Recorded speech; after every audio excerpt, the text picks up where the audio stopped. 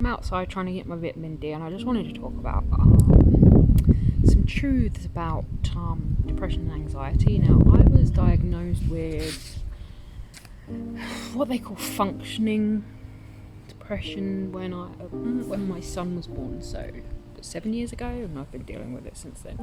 And I have massive anxiety about stuff.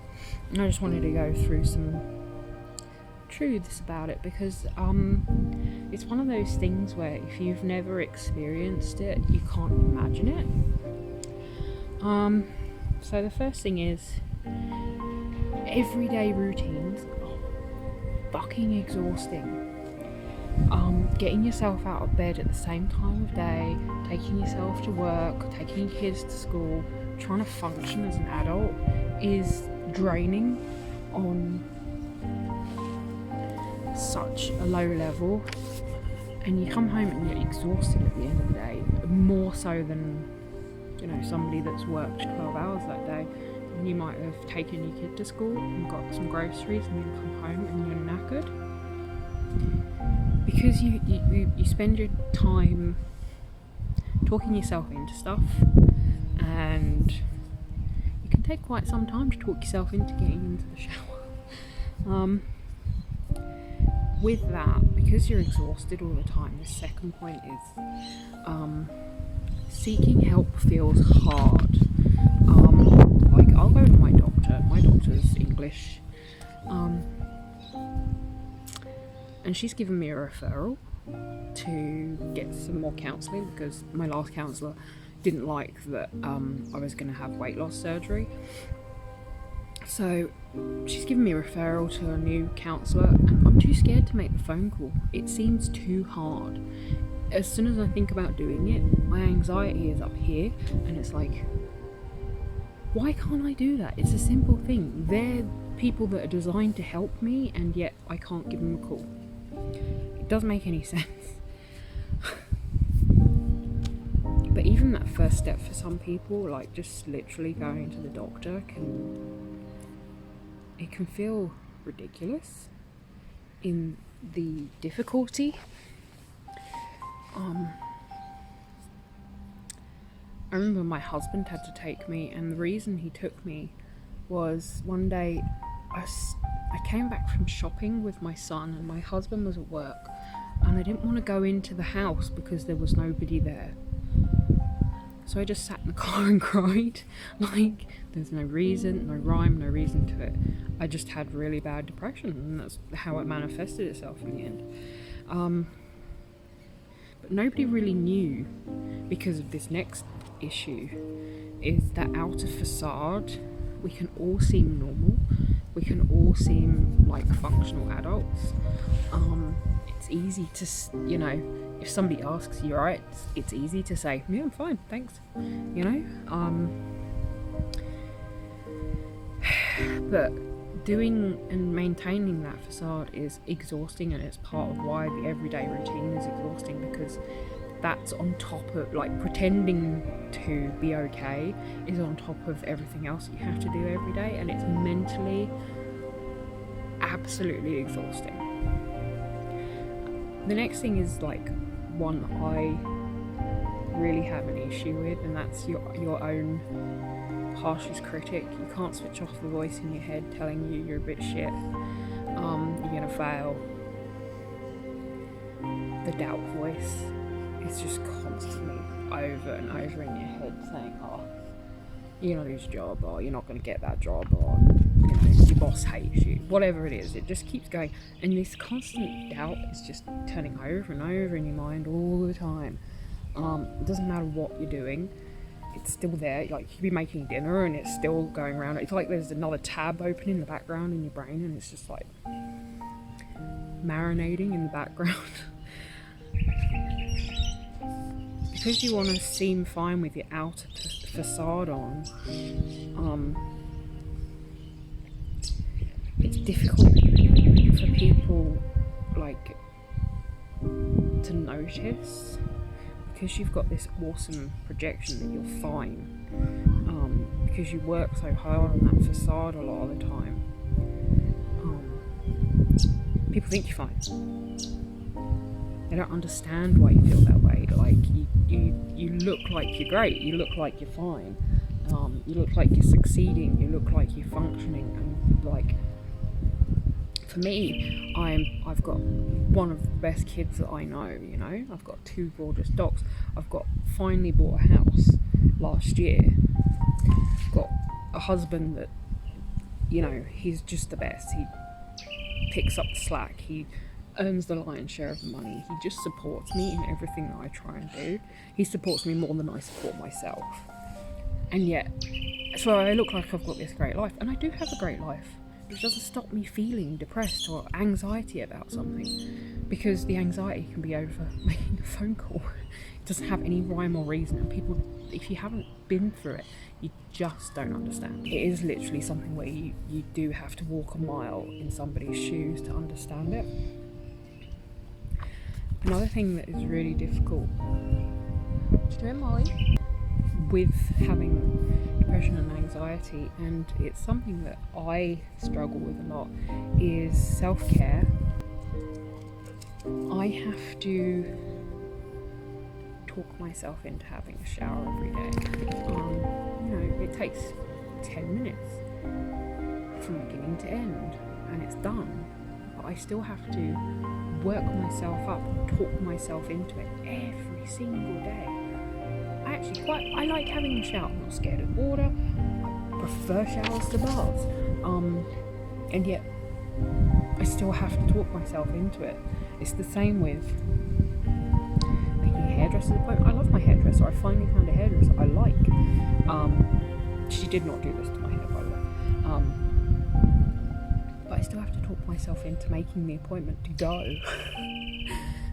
Because it's hard. It's the same with my teeth. Like, you just don't want to do it. It feels like work when it isn't actually self-care. So it's something that should be nice and, you know, fun. But it just feels like more work all the time. Which is why you see really severe depressed people. They haven't even managed to get out of bed, and like the back of their hair is super matted.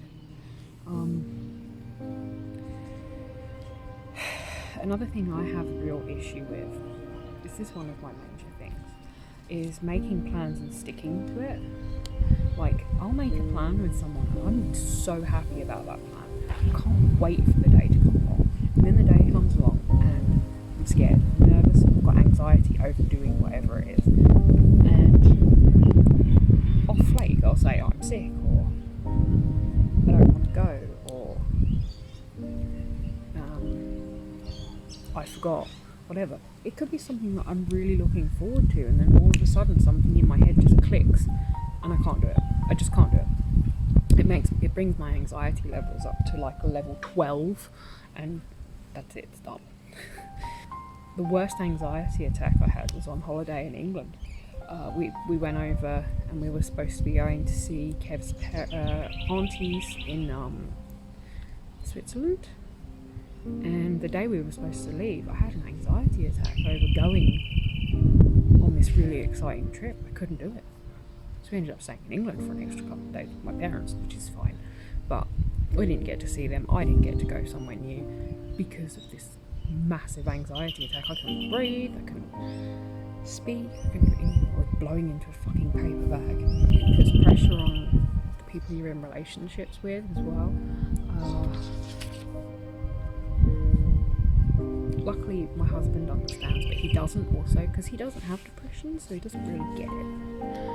He gets it, but like in the abstract. He's always been like really even-tempered and even-mooded, so you end up telling people that you're fine when you're really not, because they don't. You think they won't understand. You also don't want to put yourself onto them. You want to give them your problems as well, which is kind of what they're there for. Like, you also feel like they might judge you. I have a feeling that's why my dad never got help, because he didn't want to seem to be A, getting help, and B, for anyone to judge him. So he drank himself to death instead. Something I found out today when I was looking up stuff for this video is that anxiety can make you volatile. And I've noticed that my mood can go like from 0 to 100 real fast.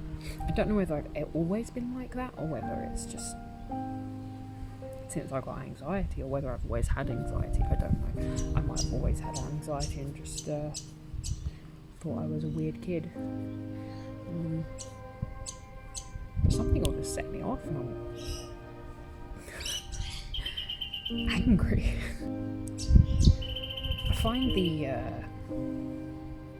misconceptions that people have as well, the stupid shit they say when they haven't ever done it or been depressed is like, oh, you can just think about something else or switch it off, or go for a walk it off.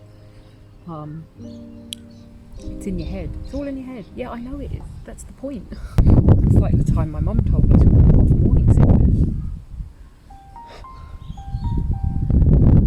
I had hypermesis gravidarum, she told me to walk it off. It's the same thing. The last thing is the impossible task. We've all got one. If you've got depression, and especially if you've got anxiety, you've probably got an impossible task. My impossible task used to be washing up. Like, it's not a big deal. It doesn't take very long. But it was just the thing that I would be scared of, the thing I would avoid until I was about to explode or have a fit or something. We had a fucking dishwasher and I would still get anxiety about doing the dishes. Now, it's answering the phone. I can't answer the phone for shit. Even if my husband's calling, sometimes I'm like, oh, it's the person I live with, it's the person I love, he's a penguin, But sometimes I can't answer the phone for him. It's just stupid, but it's my impossible task. Sometimes it's emails. Like, I've had complete anxiety attacks over opening my email box. It's stupid. It really is. And that's the end of this. Anyway, if you can relate to any of this, let me know, and I'm going to post a couple of interesting, helpful links in the comments.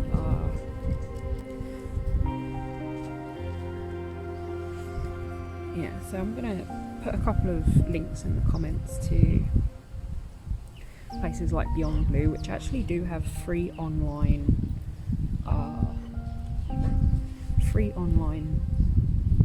counsellors.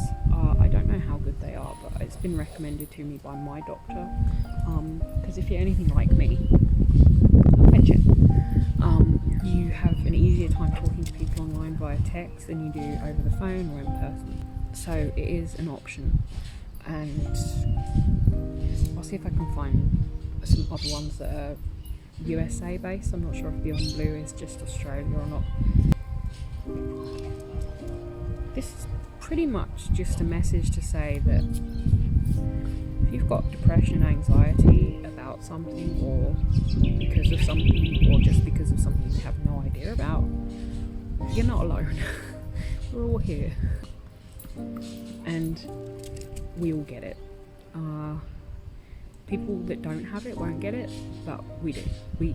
People that have experienced the same things as you, be it because of no reason or because of a reason like grief or a loss, postpartum or something like that, we get it. We understand, and we're here for you in spirit, even if we're not here in body. And the people at Beyond Blue could be there in voice if you want. So thanks for watching, and tomorrow I'll probably be inside because I'm already burning. This video is 15 minutes long, and that's how long it takes me to burn. So I'm gonna go inside now. Thanks for watching. Bye.